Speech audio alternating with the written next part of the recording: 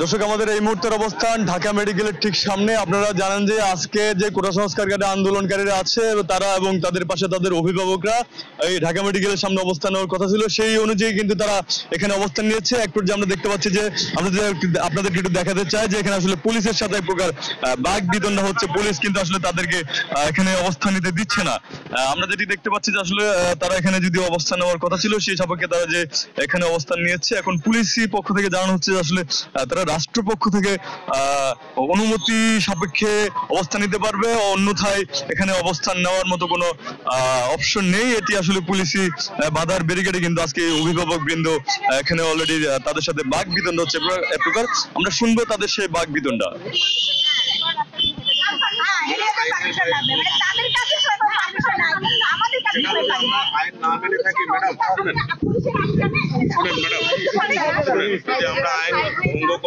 আদালত আছে, আদালতের কাছে আদালতে যাবো, আন্দোলন শুধু আদালতে হয় না, আন্দোলন মাঠে হয়। এটা 52-তে, এটা 69-এ, এটা 71-এ, এটা 90-এ। মাননীয় প্রধানমন্ত্রী বলেছেন যে রাস্তার আন্দোলনে না জিতলে সামনে কেউ জিততে পারে না, সুতরাং আমাদের তো দাঁড়াতে পারবো না। অনুমতি ছাড়া আপনারা কোনো এই ধরনের কাজ করতে পারবেন না। সেই অনুমতি আমাদের কাছে যথাযথ নয়।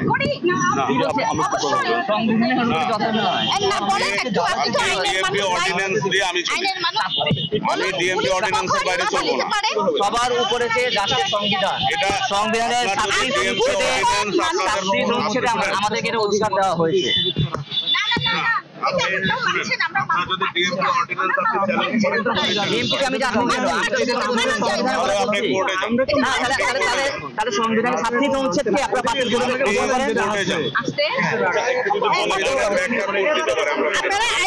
আমরা এখানে শান্তিপূর্ণ মানববন্ধনের জন্য আসলাম। শান্তিপূর্ণ, এখানে কোনো অ্যাগ্রেসিভ কিছু না, একেবারে শান্তিপূর্ণ।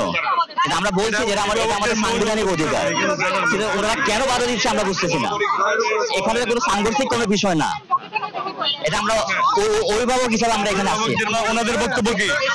আমরা অভিভাবক হিসাবে এসেছি যে আমরা রাজপথে শান্তিপূর্ণ অবস্থা চাই।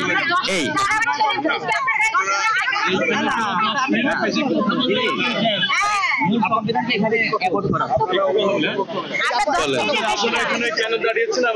এইখানে অভিভাবকদের একটা মন অবস্থান আমাদের এখানে দাঁড়ানোর কথা, তো আমাদেরকে পুলিশ বারবার বলতেছে যে দাঁড়ানো যাবে না।